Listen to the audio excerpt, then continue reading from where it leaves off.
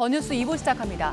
윤석열 대통령이 취임 100일 기자회견에서 국민 뜻에 벗어나지 않도록 자신부터 분골쇄신하겠다고 말했습니다. 인적 쇄신 요구에 대해서는 국면 전환형이 돼서는 안 된다며 선을 그었습니다. 윤 대통령의 기자회견에 대해 여당인 국민의힘은 국정 전반에 대해 상세히 설명할 수 있는 좋은 소통의 기회였다고 평가했습니다. 반면 야당인 더불어민주당은 기대했던 내용은 없었다며 빈술에만 요란했다고 부평했습니다. 이준석 전 국민의힘 대표가 당의 비대위 효력을 정지시켜달라며 낸 가처분 신청 심리가 잠시 뒤 오후 3시부터 법원에서 열립니다. 이준석 전 대표는 참모 뒤에 숨는 정치는 안 된다며 법원 심리에 직접 참석했습니다. 북한이 한미 위기 관련 훈련 시작 하루 만에 순항미사일 2발을 발사했습니다. 군 당국은 이번에 발사한 미사일이 북한이 시험 개발 중인 것으로 보고 사거리와 속도 등 재원을 분석하고 있습니다. 지난달 삼성전자 세탁기가 폭발한 데 이어 이번에는 작동 중인 세탁기 유리문이 산산조각 나는 일이 벌어졌습니다.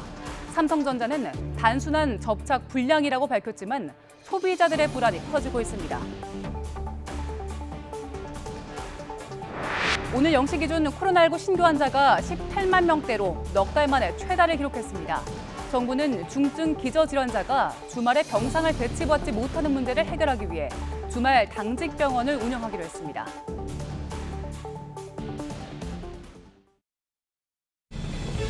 취임 100일을 맞은 지금도 시작도 국민, 방향도 국민, 목표도 국민이라고 하는 것을 가슴에 새기고 있습니다.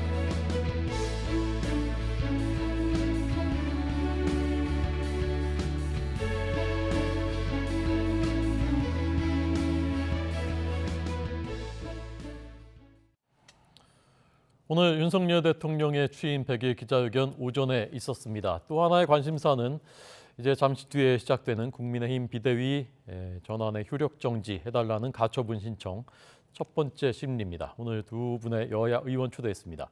전주의 국민의힘 의원, 신현영 더불어민주당 의원 나와 있습니다. 안녕하십니까? 네, 반갑습니다. 어서 오십시오.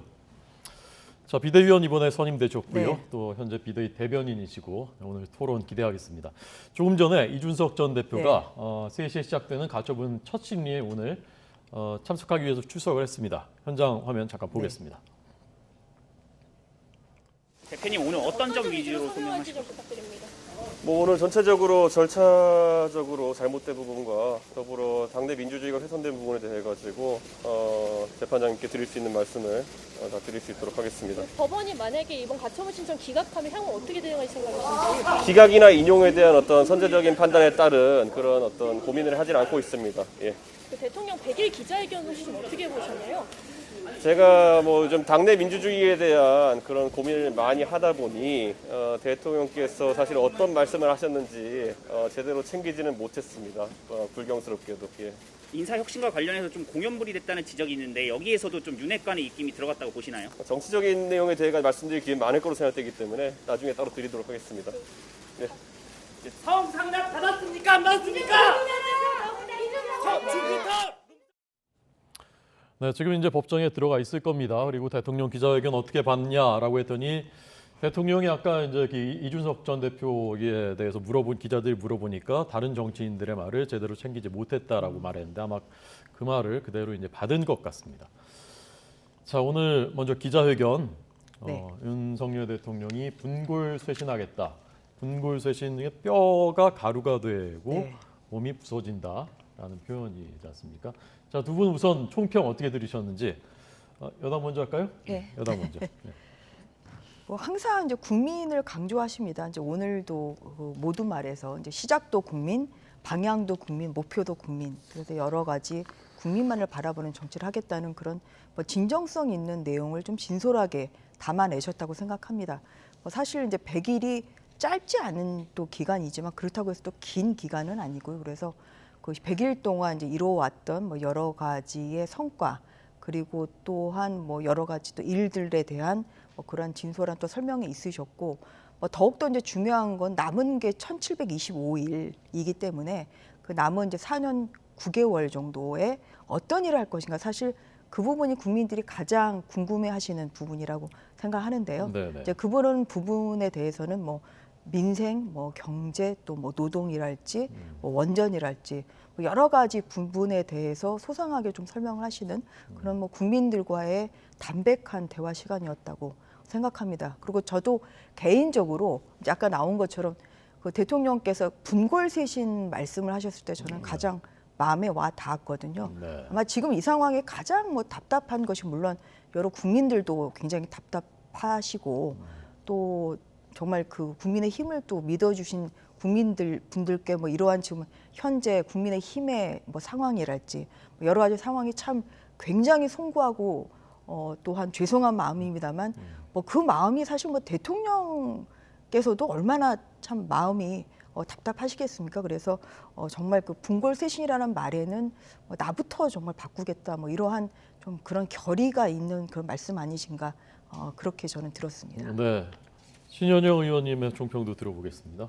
예, 대한민국의 한 사람으로서 윤석열 정부가 잘 됐으면 하는 바람으로 정말 앞으로는 꼭 분골쇄신하셔서 지금까지 100일 동안의 여러 시행착오를 극복할 수 있었으면 좋겠다라는 그런 야당의 시각으로 말씀을 드리겠습니다. 네. 지금 지난 100일 동안의 윤석열 정부 인수위가 있었고 그것을 통해서 국정과제를 구현할 수 있는 대한민국의 5년의 미래 비전을 제시할 수 있는 아주 중요한 골든타임이 지난 100일이 아니었나라는 생각이 듭니다. 그럼에도 불구하고 지지율이 지속적으로 떨어졌던 이유는 우리 국민들이 보시기에는 윤석열 대통령에 대한 키워드는 무능, 일방, 오만, 독선 이런 것들이 남아있는 거거든요. 또 몇 가지 그런 윤석열 정부의 사건, 사고들을 보면 뭐 김건희 여사의 리스크도 여전히 남아있고요. 또 여러 가지 박순애 장관이나 아니면 김승희 장관 후보자에 대한 낙마와 사퇴 이런 부분에 있어서 인사에 대한 검증의 실패 이런 부분들이 있다 보니까 뭐 정책적으로도 우왕좌왕하셨어요. 뭐 초등 입학 연령부터 해서 뭔가 준비되고 제대로 된 유능한 대통령이라는 이미지를 심어주지 못했기 때문에 앞으로는 이런 것들을 극복하셔서 정말 분골쇄신하고 그 대통령 주변의 많은 분들이 조금 더 기치를 발휘해서 이제는 사적 채용이나 그런 비리에 대한 국민의 의심을 받는 게 아니라 정말 투명하고 공정하고 상식에 맞는 정부가 됐으면 좋겠다라는 바람을 지금 갖고 있습니다. 네.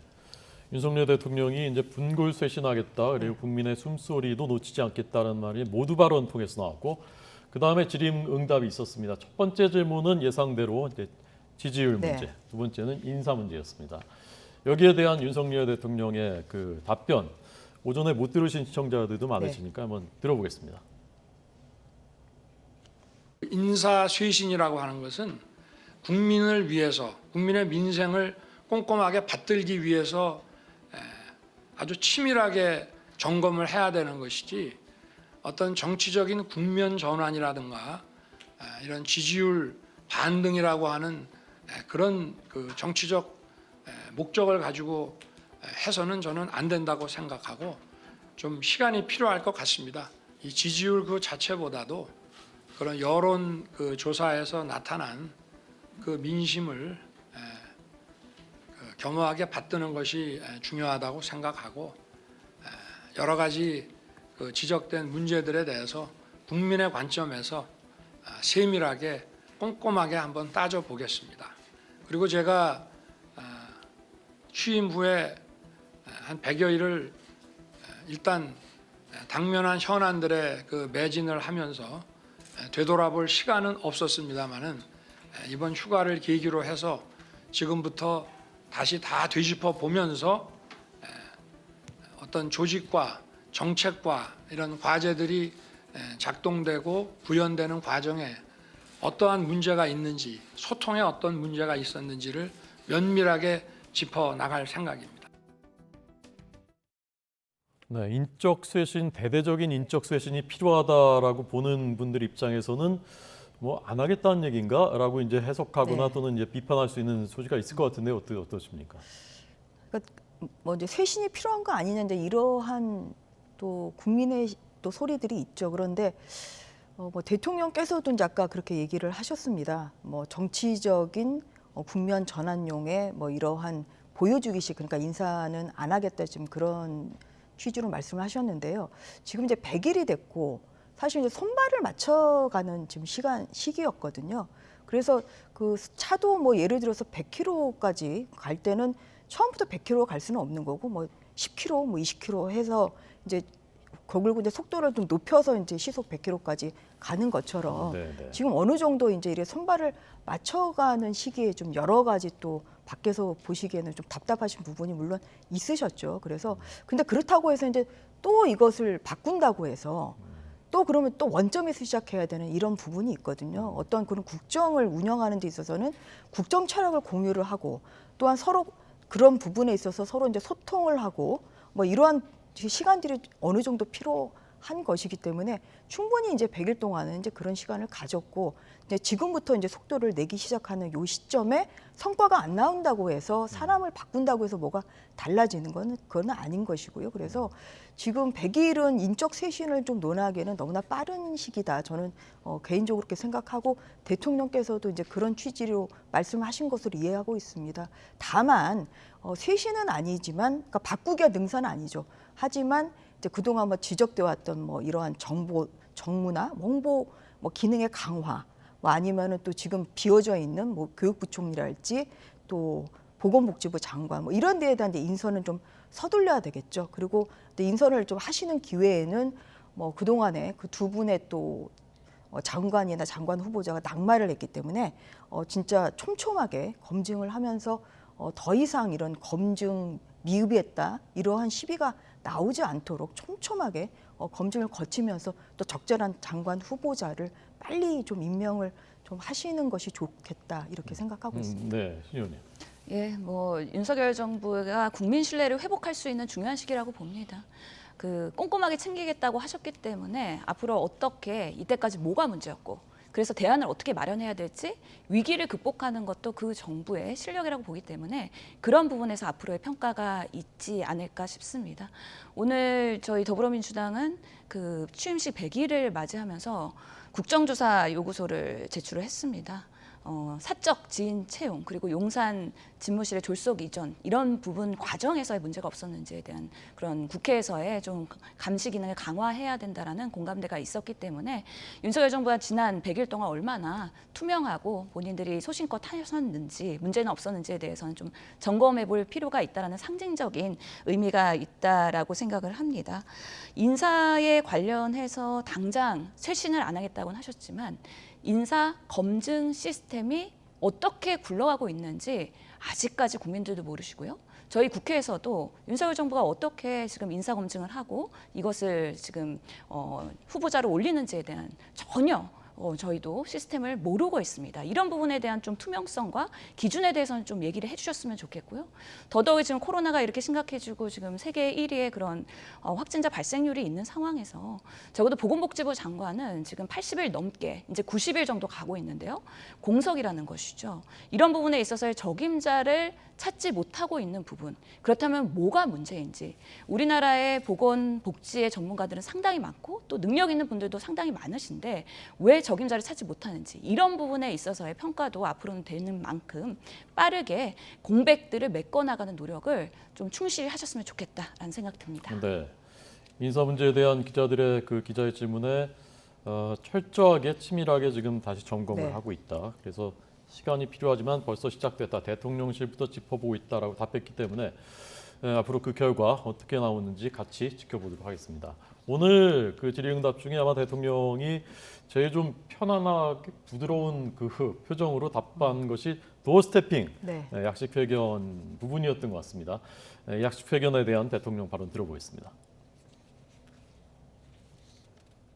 결론부터 말씀드리면 계속 하겠습니다. 여러분들께서 하지 말라 그러면 할 수 없겠지만 저는 이 자유민주주의라고 하는 것은 예를 들어서 대통령 중심제 국가다 하면은 그 대통령직 수행 과정이 국민들에게 투명하게 드러나고 또 국민들로부터 뭐 날선 비판, 다양한 지적을 받아야 된다고 저는 생각합니다. 그거는 제가 용산으로 그 대통령실을 옮긴 가장 중요한 이유이고, 그리고 새로운 그 소통하는 국민들께 제 만들어진 모습이 아니라 제 있는 그대로의 모습을 보여드리고 비판을 받는 그런 새로운 대통령 문화를 만들어내는 과정이기 때문에 네, 약식 회견은 계속될 것 같습니다. 아마 내일도 하게 될 것 같은데 이번엔 야당부터 어떻게 평가하셨습니까? 예. 그래도 윤석열 대통령을 지지하는 일부의 의견에서는 일관성 있다라는 부분에 있어서 긍정적인 부분이 있거든요. 네. 도어 스태핑이란 새로운 문화를 만들었다는 거에 대해서는 신선하긴 한데 그 과정에서의 사건 사고 발언의 실수가 많았던 것이죠. 뭐 예를 들어서 국무위원 후보자들 뭐 전 정권보단 낫지 않느냐라고 자기 합리화를 하신다거나 아니면 민감한 질문을 하는 기자들한테 레이저를 쏘시거나 여러 가지 그런 것들 때문에 좀 기자가 당황하거나 언론에서 긍정적으로 보도하지 않았던 부분들, 그런 것들이 또 지지율에 반영이 됐던 부분들이 있습니다. 분명히 윤석열 대통령이 처음이시라 소통에 미흡하실 수는 있긴 한데요. 그런 부분들을 앞으로는 많이 개선을 해야 될 거라는 생각이 들고요. 특히 대통령 공보실이나 이런 대변인실에서 도어 스태핑을 자제하라고 했음에도 불구하고 본인이 앞으로 계속 하시겠다고 한 만큼 어떻게 하는 것이 정말 국민과의 진정 어린 소통인지에 대해서는 많이 준비하시고 또 소통을 좀 더 그런 긍정적인 부분들을 극대화하기 위한 노력을 어떻게 할 건지 참모진들이랑 많이 연구를 하셔야 될 것 같다는 생각이 듭니다. 전주혜 의원님 국민의힘 비대위원이신데 어떻게 약식 회견 계속 한다고 하시니까 좀 걱정이 됩니까? 기대가 됩니까? 저는 잘하실 거라고 생각합니다. 그러니까 그 대통령께서 제가 또 대선 기간 동안 또 후보 대변인으로 수행을 했습니다만 대통령께서 진짜 그 아주 가식적이지 않고 있는 그대로의 모습을 보여주기를 굉장히 좋아하시고 아까도 인상적으로 전 들었던 것은 있는 그대로의 모습을 보여주는 그런 새로운 대통령 문화를 만들어가는 과정이다. 지금 이제 그렇게 말씀하셨거든요. 전임 그 문재인 대통령 같은 경우는 기자와의 회견 10번 그 5년 임기 동안 10번밖에 안 하셨죠. 처음에 국민과의 소통을 자주 하시겠다고 얘기를 하셨지만 근데 그런 것처럼 막상 말은 하지만 사실 실천하기가 어려운 게 바로 이런 언론과의 끊임없는 소통이라고 생각합니다.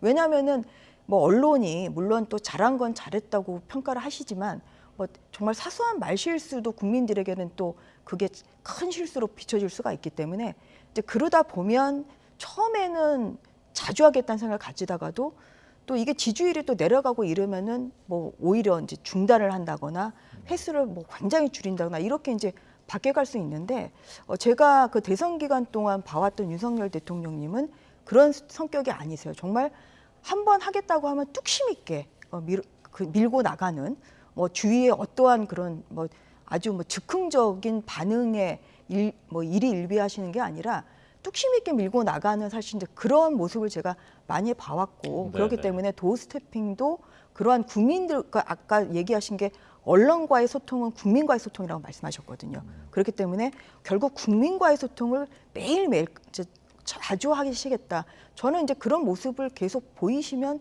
국민들께서 결국은 언젠가는 대통령의 그런 진정성과 진솔함을 알아주실 거라고 믿습니다. 네. 한 가지만 더 첨언을 하자면 대통령의 말씀 하나하나가 우리나라의 국격 그리고 외교, 안보에 영향을 줄 수 있는 만큼 단어 하나 선택에는 매우 신중해야 된다고 봅니다. 지금도 나오긴 하지만 출근길 문답에서 가장 많이 사용한 단어가 글쎄입니다. 대통령 글쎄. 이거는 자신감 없어 보이고 실력이 없다라는 거를 간접적으로 내포할 수 있는 거거든요. 그렇기 때문에 이왕 하실 거면은 제대로 하셔서 주변에 이제 대변인실이나 공보라인이 워낙에 끝나고 나면 수습하느라 너무 많이 힘들었을 거거든요. 이런 부분에 있어서 잘 조율하시고 참모진과 소통 정말 많이 하셔야 된다. 그리고 피드백 받고 어떤 것들이 문제인지에 대해서는 꼭 고민하시고 말 하나하나 신중하게 하셨으면 좋겠다는 생각이 듭니다. 저는 그런 과정은 충분히 지금 계속 밟고 계시다는 것으로 알고 있고요. 그리고 하루하루 물론 좀 좋은 평가를 받으시는 날도 있고 아닐 수도 있겠지만 이게 이제 앞으로 지금 그동안 이제 100일 지났고 앞으로 또 한 4년 9개월의 기간이 있는 동안 대통령께서 계속 이것을 하시겠다는 사실 그 각오는 저는 굉장히 높이 평가할 만하다. 그리고 당연히 대통령으로서 본인의 말에 무게감 그리고 신중함은 분명히 알고 계시다는 그런 말씀을 드리겠습니다. 네. 오늘 그 질문 중에 사실 이제 많은 분들이 이제 관심을 가진 게 이준석 전 대표 네. 문제였죠. 그래서 질문이 나왔고 윤석열 대통령의 답변은 다른 정치인들의 발언을 제대로 챙기지 못하고 있다. 민생 문제 바쁘기 때문에라고 말했습니다. 조금 전에 이제 이준석 전 대표가 법원 들어가면서 여기에 대해서 대통령 기자회견 물어보니까 자기도 대통령의 발언을 제대로 챙기지 못했다라고 답했고요. 지금 이제 3시 10분입니다. 10분째 지금 진행되고 있을 것입니다. 네. 첫 번째, 어쩌면 오늘 결과가 나올 수도 있고 더 신문을 더 한 뒤에 나올 수도 있고 하는데 우선 오늘 이준석 전 대표의 그 발언 들어가면서 한 발언 어떻게 생각하십니까? 뭐 대통령의 발언에 대해서 결국은 또 똑같은 반응을 보신 거 아닌가 뭐 싶습니다. 그리고 뭐 한편으로 뭐 선회한다고 하면 또 오늘 가처분이 굉장히 이준석 대표가 중요하죠. 정말 당을 오히려 뭐 분열로 내몰 수 있는 뭐 이러한 뭐 행위로도 보일 수 있기 때문에 거기 가처분 신청 한 자체에 대해서도 사실 뭐 안팎의 그런 비판의 소리가 높았기 때문에 더더군다나 오늘 또 뭐 잘 변론을 하고 또 잘 좋은 결과를 뭐 본인으로서 얻어내는 게 오늘은 뭐 다른 일보다 뭐 가장 뭐 급한 거 아니겠어요? 그래서 뭐 이런 그 가처분 신청서 뭐 내용을 좀 숙지한달지 뭐 여러 가지 준비를 하느라고 또 뭐 못 봤을 수도 있다고 그렇게 생각하고 있습니다. 네, 신현 의원이 어떻게 생각하십니까? 예, 뭐 윤석열 대통령이 이준석 당대표를 생각하는 그 워딩은 권성동 대표의 문자에서 그대로 드러났지 않습니까? 뭐 내부 총질이나 하던 대표가 바뀌니 우리 당이 달라졌습니다. 이준석에 대한 그 생각은 명확하게 드러난 만큼 더 추가할 중언부언할 만한 그런 상황은 아니었다고 보이는 것이죠.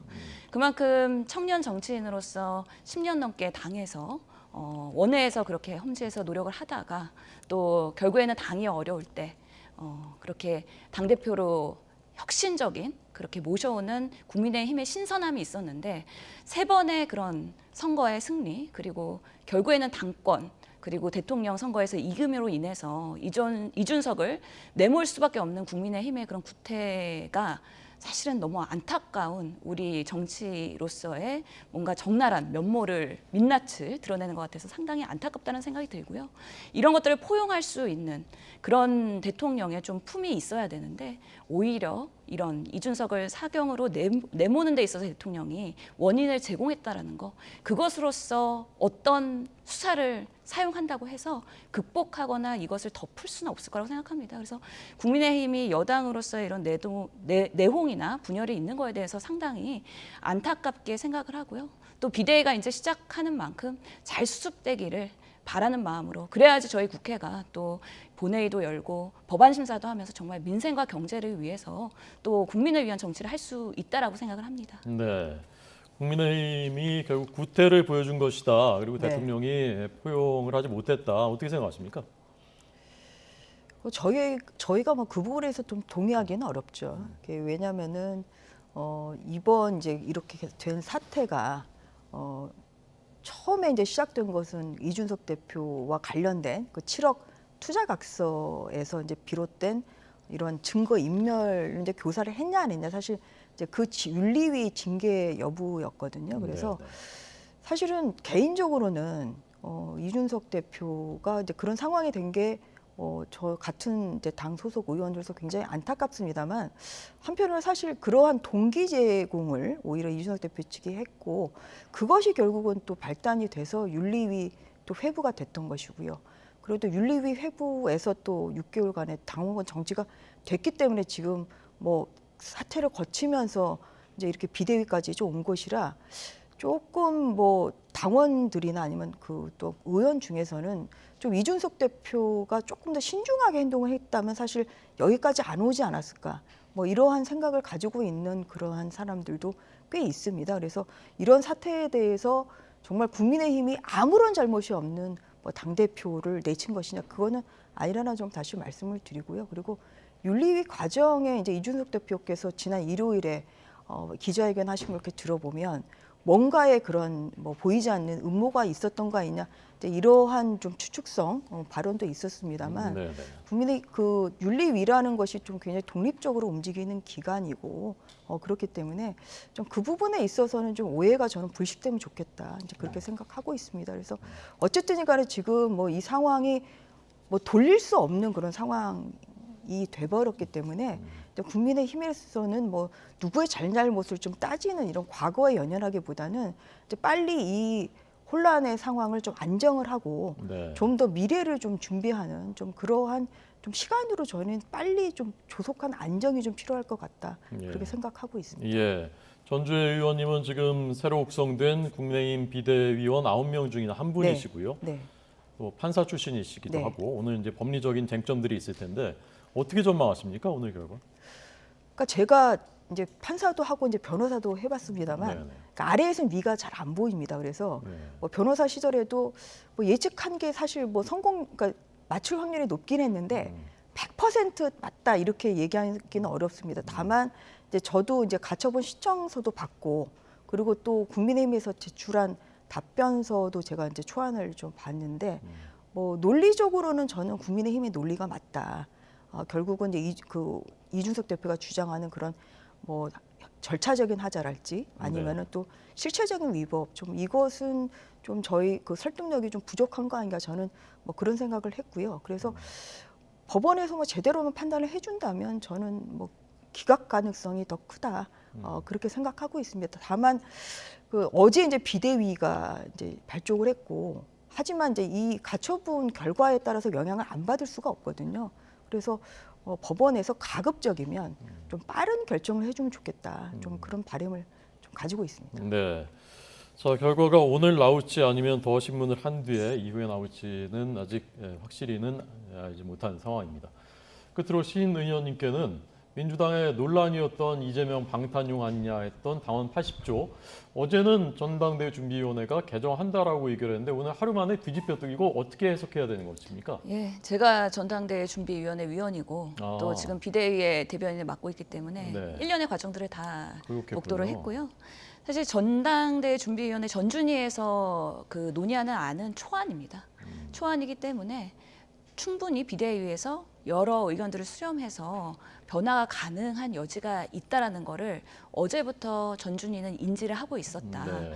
그리고 전준위가 끝나고 의원총회가 동시에 진행이 되면서 여러 의원들께서 그리고 국민과 언론과 그리고 우리 당원들의 의견을 담아서 가장 합리적인 안이 무엇일까에 대한 오늘 상당히 비대위에서 고민이 있었다는 것이고요. 그런 면에서의 나름의 합리적인 안을 만들면서 저희가 정치 탄압이나 정치 수사로 인한 기소 사건에 대해서는 예외 조항을 두었고요. 하지만 적어도 우리가 부정부패나 아니면 뇌물수수나 이런 정치자금에 문제가 있는 그래서 유죄를 받은 이런 문제가 있는 당원에 대해서는 직무정지를 할 수 있는 조항을 그대로 보존하면서 적어도 이재명 방탄을 위한 개정이다라는 그런 오해나 아니면 확대 해석은 막을 수 있었다라고 판단을 하고 있습니다. 네. 그러니까 정리하자면 기소되면 일단 그 직무 정지는 그대로 두되 이것이 이제 정치적인 사건이냐에 대해서는 당무위원회가 판단을 하도록 되어 있는데 이재명 후보가 이제 대표가 된다면 사실상 당무위는 대표의 영향력이 강하기 때문에 결국 실제적으로는 같은 효력을 발생하는 것 아니냐라고 보는 시각도 있습니다. 예, 그래서 많은 고민을 했고요. 실제로 최고위에서 결정을 하는 부분으로 초안도 논의가 됐었는데 최고위라는 것 자체가 또 팔이 안으로 굽을 수 있다라는 오해 그리고 중립적이고 객관적인 판단을 했더라도 또 이것이 과연 그런 판단이냐에 대한 국민적 오인을 불러일으킬 수 있기 때문에 조금 더 넓은 당 기구에서 공식적으로 논의를 해서 그 결과를 수용하자. 그런 면에서 항상 우리 당 내에서 다양한 의견들이 있습니다. 한쪽만에 치우친 의견이 아니라 항상 반대되는 의견들이 있기 때문에 이것을 합리적으로 해결할 수 있는 그런 기구를 당무위에 두기로 한 것으로 오늘 결정이 됐습니다. 네. 자, 오늘 거기에 대해서 시간이 다 좀 돼서요. 한마디 좀 예, 붙이면 20초만 드리겠습니다. 예. 그러니까 이게 이제 시기가 굉장히 오해를 살 만한 시기에 이제 이 당원 개정이 결국 이루어졌죠. 왜냐하면 이게 지금 당장 무슨 뭐 그 국회의원 선거를 앞두고 있는 시기도 아니고 그 고치려고 하면은 뭐 그 무렵에 이제 고쳐도 되는 건데 이렇게 당 대표 그리고 사법 리스크가 큰데 이재명 후보가 당 대표 출마를 한 상황에서 이제 이렇게 당원 개정을 이렇게 한다 저렇게 한다 하기 때문에 아무리 민주당에서는 여러 가지 말로 그렇게 또 설명을 하시더라도 보는 국민들 입장에선 결국은 방탄용 당원 개정으로밖에 이제 보이지 않는다. 좀 그런 생각을 하고 있고요. 이 규정이 결국은 야당 시절에 민주당의 여당 시절이 아니라 야당 시절에 이루어졌기 때문에 더더군다나 지금 고친다는 거는 그런 오해의 소지를 좀 피하기는 어렵다. 좀 그러한 생각을 가지고 있습니다. 그래서 시기적인 오해를 살 수 있기 때문에 충분히 기존의 안을 보존하는 방식으로의 최선의 안을 도출했다라고 말씀드리겠습니다. 네. 자, 오늘 전국 전주의 국민의힘 비상대책위원 그리고 신현영 민주당 의원 비대위 대변인 두 분에게 들었습니다. 고맙습니다. 네, 수고하셨습니다.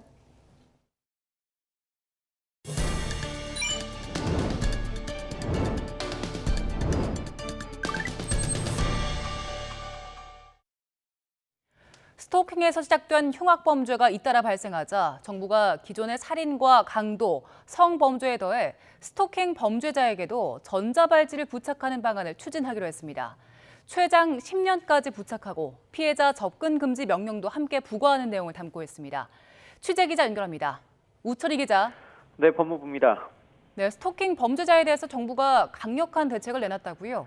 네, 그렇습니다. 법무부는 오늘 전자장치 부착법 개정안을 입법 예고했습니다. 흉악 범죄자들에 대한 전자발찌 부착을 규정하고 있는 법입니다. 기존에는 살인과 성폭력, 강도와 미성년자 유괴에 대해서만 전자발찌 착용을 규정하고 있습니다. 개정안은 스토킹 범죄로 징역형이 선고된 사람까지 전자발찌 착용 대상자로 확대하는 내용을 핵심으로 합니다. 자세히 살펴보면요. 먼저 법이 규정하고 있는 스토킹 범죄는 의사에 반해서 상대방이나 가족을 따라다니거나 연락하는 등의 행위를 지속적 또 반복적으로 하는 것을 말합니다.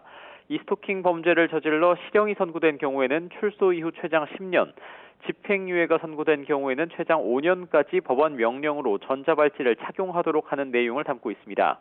또 전자발찌 부착이나 보호관찰 명령이 내려지는 경우에는 반드시 피해자 등 특정인에 대한 접근 금지를 준수사항으로 부과하게 됩니다. 그래서 전자발찌를 부착한 스토킹 범죄자가 피해자의 주거지나 이동 중인 피해자에게 일정 거리 이내로 다가가면 경보가 울리게 됩니다. 한동훈 법무부 장관은 스토킹 범죄는 재범 가능성이 높지만 전자장치 부착이 불가능했다면서 이번 개정안을 통해서 국가가 스토킹 범죄 피해자를 실질적으로 보호하는 계기를 마련했다고 밝혔습니다. 앞서 스토킹 범죄 신고에 대한 보복으로 피해자를 찾아가 살해한 김병찬과 연락을 거부하는 스토킹 피해자의 집에 찾아가 피해자와 일가족을 살해한 김태현 등 스토킹 범죄에서 촉발된 흉악 범죄가 잇따라 발생해 우려를 낳고 있습니다. 법무부는 전자장치 부착법 개정안을 오늘부터 다음 달 27일까지 입법 예고해 국민들의 의견을 수렴한 뒤 최종 개정안을 마련해서 국회에 제출한다는 방침입니다. 지금까지 법무부에서 YTN 오철입니다. 공군 성폭력 피해자 고 이해람 중사의 사망 원인을 왜곡해 퍼뜨린 혐의를 받는 공보 장교가 구속 갈림길에 섰습니다. 서울중앙지방법원은 오늘 사자 명예훼손과 공무상 비밀 누설 등의 혐의를 받는 공군본부 공보정훈실 소속 정모 중령에 대해 구속영장 심사를 진행하고 있습니다. 정 중령은 구속 전 피의자 신문을 받기 위해 법원에 출석하며 혐의를 인정하는지 유족에게 할 말이 없는지 묻는 기자들의 말에 아무 답도 하지 않았습니다. 정 중령은 지난해 이중사 사망 뒤 불거진 사건 은폐 의혹과 공군 참모총장 경질 여론을 잠재우기 위해 고인의 사망 원인을 왜곡하고 관련 증거 자료와 수사 상황을 유출한 혐의를 받습니다. 서해 공무원 피살 사건과 관련해 어제 전방위적인 압수수색을 벌인 검찰이 오늘은 해양경찰청에 대한 강제 수사에 나섰습니다. 서울중앙지검 공공수사 1부는 오늘 오전 10시쯤부터 해경 본청과 서버 소재지에 수사관들을 보내 압수수색을 진행하고 있습니다. 검찰 관계자는 어제 압수수색은 해경 전현직 관계자들의 주거지나 신체가 대상이었다며 오늘은 해경 사무실에 남아있는 전자문서와 메신저 자료를 확인하는 차원이라고 설명했습니다. 정부는 부동산 공급 대책을 통해 앞으로 공공임대주택을 역세권 위주로 배치해서 입지와 주거 환경을 개선하겠다고 발표했습니다. 최근 고금리 탓에 임대주택으로 젊은 층이 몰리고 있는데 시세보다 싼 임대료와 최장 10년인 거주 기간이 장점으로 꼽힙니다. 최기성 기자가 취재했습니다. 경기도 파주에 있는 한 공공임대 아파트 단지입니다. 임대 기간이 끝나면 분양 전환할 수 있고 무주택자라면 누구나 지원 가능한 곳입니다. 지난 6월 예비 입주자 20가구 모집에 1,700여 명이 지원했습니다. 당장 입주 가능한 게 5가구이니 경쟁률이 348대 1에 달하는 셈입니다. 전용 면적 84제곱미터의 임대 조건은 보증금 9천여만 원에 월세 52만 원입니다. 지난 6월 보증금 2억 5천만 원에 월세 40만 원, 이달 초에는 보증금 1억 원에 월세 95만 원에 거래된 주변 아파트와 비교하면 절반 수준입니다. 특히 신청자 가운데 40%가 만 20살부터 39살까지인 2030 세대였습니다. 최근 모집을 진행한 다른 공공임대 아파트 역시 지원자 가운데 청년층 비중이 높았습니다. 최근 금리 상승과 임대차 시장 불안으로 인해 2030 세대의 신청 비율이 과거에 비해서 두드러지게 많이 높아진 편입니다. 임대료가 주변 시세 75% 아래로 책정되는 공공지원 민간 임대주택도 2030 세대에게 인기입니다. 청년 경쟁률을 살펴보면 수십 대 1에서 수백 대 1인데 경쟁률이 600대 1이 넘는 곳도 있습니다. 무주택자 청년에게 시세 50% 수준 임대료만 받는 매입 임대주택 경쟁률도 치솟았습니다. 지난달 2차 모집 때 서울 263가구 모집에 2만 6천여 명이 지원하기도 했습니다. 3월 1차 모집과 비교하면 2배 가까이 늘었습니다. 당장 집을 사기보다는 임대주택에 거주하면서 부동산 시장 상황을 지켜보려는 청년층이 늘어나고 있는 것으로 보입니다. 시세보다 싼 임대료와 길게는 10년까지 안정적으로 거주할 수 있는 점이 임대주택 장점으로 꼽힙니다. 임대료는 민간보다 저렴한 경우가 많기 때문에 경제력이 충분치 못한 2030 세대들에게는 선호될 수밖에 없습니다. 그리고 공공임대주택을 전세로 거주할 경우에는 임대보증금을 돌려받는 것도 민간주택보다 훨씬 수월하기 때문에 향후 추가금리 인상 가능성에 전세의 월세화도 빨라지면서 임대주택 인기는 계속될 전망입니다. YTN 최기성입니다. 중부 지역의 비는 대부분 그쳤지만 인명재산의 피해는 물론 농작물 피해도 큽니다.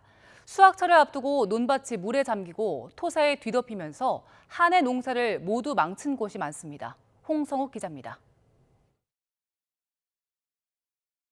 뻘밭으로 변한 논, 꼿꼿하게 서 있어야 할 벼는 하나같이 모로 누웠습니다. 나흘간 500mm가 넘는 폭우가 쏟아지면서 하천이 인근 논과 밭으로 넘쳤습니다. 이 폭우에 흘러내린 토사가 이 논으로 쏟아지면서 벼는 이렇게 힘없이 쓰러졌습니다.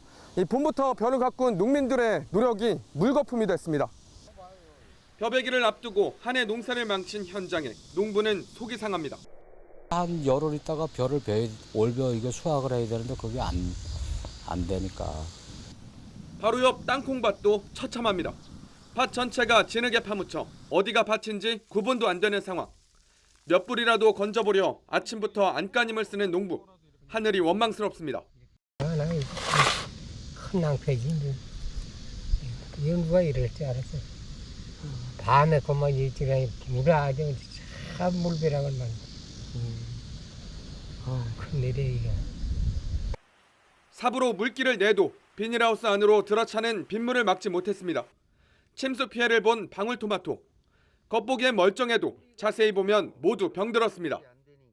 이 침수 피해를 입은 토마토 밭입니다. 현재 물은 모두 빠졌지만 이렇게 잎이 타들어가며 서서히 말라 죽고 있습니다. 수확은 시작도 못하고 올해 농사를 접어야 할 판. 지금이라도 다른 작물을 심어야 하는데 병든 토마토 뽑아내는 데 드는 인건비가 걱정입니다. 물에 잠겨서 뿌리가 호흡을 못해갖고 위에 있는 애 다 죽는 겁니다. 서서히 죽어가는 겁니다. 지난 8일부터 내린 비로 강원과 경기 지역에서만 축구장 770개, 550헥타르 면적에서 농작물 침수 피해가 발생했습니다. 대목 추석을 한 달 앞둔 수확철 발생한 농작물 피해. 농민 한숨이 깊어지는 만큼 농작물 가격 오름세 역시 이어질 것이라는 우려가 나옵니다. YTN 홍서욱입니다. 지난달 삼성 세탁기가 갑자기 폭발했다는 소식 전해드렸는데 비슷한 제보가 YTN에 잇따르고 있습니다. 이번엔 구매한 지 넉 달밖에 안 된 삼성 세탁기 유리문이 작동 중에 갑자기 펑 하고 깨졌습니다. 김다현 기자입니다. 화장실 바닥에 검은 파편들이 여기저기 흩어져 있습니다. 세탁기 문에 붙어 있던 강화 유리입니다. 세탁기는 구매한 지 넉 달밖에 안 된 새 것입니다. 빨래를 돌리다가 큰 소리와 함께 갑자기 유리문이 산산조각 났습니다. 날카로운 유리 조각들이 어지럽게 흩어져 있습니다. 만약 당시 화장실에 사람이 있었다면 자칫 큰 사고로 이어질 뻔했습니다. 엄마 이거 무슨 일이지? 하면서 부르길래 가봤더니 세탁기 유리 파편이 여기저기 사방팔방 다 튀어 있는 거죠. 엄청나게 큰 소리가 나길래 밖에 무슨 일 있는가 하고 밖에 나갔다 오셨대요. 그런데 이 같은 일이 처음은 아닙니다. 다른 지역에서도 종종 발생했던 것으로 전해졌습니다. 저희가 지금까지는 제가 지금 한 2건, 3건 정도 발생했거든요. 10% 환경보상 해드렸습니다. 지금까지 뭐 그 이상 요구하신 분은 안 계세요. 이에 대해 삼성전자 측도 세탁기 유리창이 드물게 파손되는 경우가 있다며 파손 문제를 사실상 인정했습니다. 다만 단순한 접착 불량일 뿐 세탁기 자체 결함은 아니어서 리콜 계획은 없다고 선을 그었습니다. YTN이 보도한 대로 이전에도 삼성 세탁기가 갑자기 터지는 사고가 있었습니다. 인천 강화도에서 구매한 지 2년도 안 된 삼성 세탁기가 폭발하는 일이 발생해 삼성전자 측이 현재도 원인을 조사하고 있습니다. 갑자기 폭발음이 엄청 크게 들리는 거예요. 그래가지고 폭발음이 들리면서 막 우당탕탕탕 막 이런 소리가 들려가지고 막 세탁기 물 있고 막 유리 깨져 있고 막 세탁기 터져 있고 이랬거든요. 진짜 상상도 못한 일이 벌어져가지고. 소비자들의 안전과 직결되는 만큼 세탁기 자체에 대한 안전 점검이 시급해 보입니다. 어차피 뭐 세탁기라는 게 진동은 당연히 있을 수밖에 없는 거고 이제 그 진동에 견딜 만한 외부 부착물들을 제대로 부착해야 되는데 자동차 유리처럼 그런 유리를 채택했어야 될 것 같아요. 유사한 사례가 반복되는 만큼 적극적인 리콜 조치가 필요하다는 지적도 나오고 있습니다. YTN 김다현입니다. 서울 도심 대로변에 마약을 떨어뜨리고 간 일당이 경찰에 붙잡혔습니다. 서울 강북경찰서는 어제 오후 서울 수유동에 있는 모텔에서 40대 남성 A씨 등 2명을 마약류 관리법 위반 혐의로 검거했습니다. A씨 등은 지난 15일 서울 수유동에 있는 오피스텔 앞에서 필로폰이 담긴 지갑을 떨어뜨린 혐의를 받습니다. 경찰이 마약 간이 검사를 한 결과 2사람 모두 필로폰 양성 반응이 나왔습니다.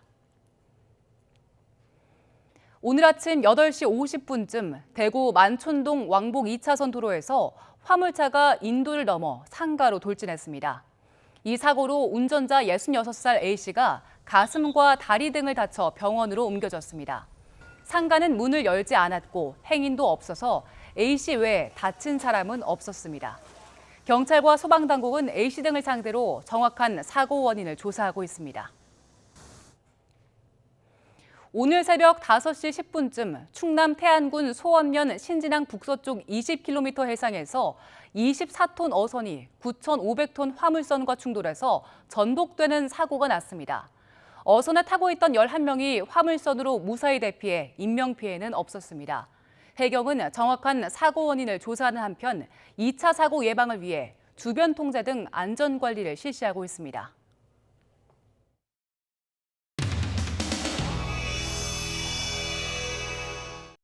지난 100일간의 소회와 성과를 직접 설명하겠습니다. 그동안 국민 여러분의 응원도 있고 따끔한 질책도 있었습니다. 윤석열 정부 100일을 앞두고 열리는 회의입니다. 그 100일 작전을 마무리하는 백서를 마련하여 국민들께 보고 드리려고 합니다. 그동안 100일 동안 준비 다 되셨어요? 100일간의 기록을 담아서 오늘 아까 발표드린 대로 백서는 기자들한테 공개가 이렇게만 지금 공개를 할 겁니다. 이 안에는 법안이 다 있고요. 그런데 또 다 이것을 여러분들한테 드리지 못하는 거는 혹시 상대당에서 좀 부정적인 의견을 갖고 있는 법안도 일부 있을 수 있기 때문에 그거를 공개하지 못하는 부분. 그런데 윤석열 정권의 100일 참담합니다. 인사참사, 인쇄매명, 경제무능, 굴욕외교, 안보 공허, 정쟁 심화, 끝이 없습니다.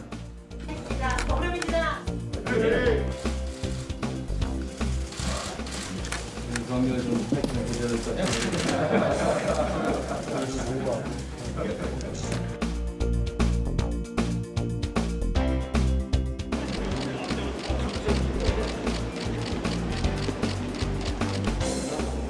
여기가 됐더라고요. 예. 무겁습니다, 이게. 새총무? 예, 새총무라는. 연관에서 나온. 연관이 통적입니다. 이거는 뭐 밥 줘가지고 고추장 보리굴비하고 딱 먹으면 예, 맛있습니다. 쌀 가공 뭐 이런 좀 식품들을 많이 좀 개발하고 판매가 돼야 이게 쌀값이 좀 안정돼요. 국수도 만들고 빵도 좀 만들고 정책을 그런 쪽으로 전환하시죠. 저쪽으로 또 미리 떡볶이도 좀 잘하고요. 이거는 뭐야? 좀 아오리가 아오리가라고 합니다. 당도가 좀 떨어지는 건가? 당도보다는 이제 제일 먼저 생산되는 게 조생동 사과인데 이게 빨개지는 예좀 나도 올해 나도 빨개지는데 빨개졌을 때는 그 맛이 보내. 아오리 사과. 추석이 될 때 이제 먹는 사과. 아, 대박이요? 예. 보냉이 거구나. 현재 물매출이 너무 많이 올라서 작년에 비해서 엄청 올랐어요. 그렇죠. 피해가 많은데 정부에서 어떻게 우리 엄마들 밥상을 좀 이렇게 많이 도와주셨으면 좋겠어요. 저희가 하여튼 뭐 이런 공급 문제 같은 거 잘 관리해가지고 장바구니 물가 아주 확실하게 잡을 테니까. 네, 국민이 또 밥상머리가 또 행복해야 우리 대통령님께서도 행복하시잖아요. 그러니까. 네, 그러니까 많이 좀 도와주셔서. 현재 제주도는 비구름이 빠져나가면서 비가 잦아들었고 호우특보도 모두 해제됐습니다. 하지만 중부 내륙 일부에는 소나기 구름이 강하게 만들어져 있는데요. 특히 양양 송암리에는 시간당 70mm가 넘는 호우가 쏟아지고 있습니다. 저녁까지 내륙 곳곳에는 돌풍과 벼락을 동반하면서 소나기가 강하게 오는 곳이 있겠습니다. 짧은 시간에 세차게 쏟아지는 만큼 피해 없도록 주의하시기 바랍니다. 내일은 모처럼 전국 대부분 지방에서 맑은 하늘을 볼 수 있겠고요. 따라서 자외선 지수가 높게 나타나겠습니다. 내일 아침 기온 서울은 23도로 오늘과 비슷하겠고요. 그 밖의 지역은 오늘보다 1도에서 3도 정도 낮겠습니다. 낮 기온은 오늘과 비슷하거나 조금 더 높겠습니다. 서울 30도, 청주 31도, 대구 32도로 후텁지근하겠습니다. 금요일은 모레는 오후 늦게 중북부 지방부터 차차 비가 내리기 시작하겠고 토요일에 전국 대부분 지역으로 확대할 것으로 전망됩니다. 날씨 정보였습니다. 네, 오늘 여기까지입니다. 잠시 뒤 뉴스큐가 방송됩니다. 시청해주신 여러분 고맙습니다.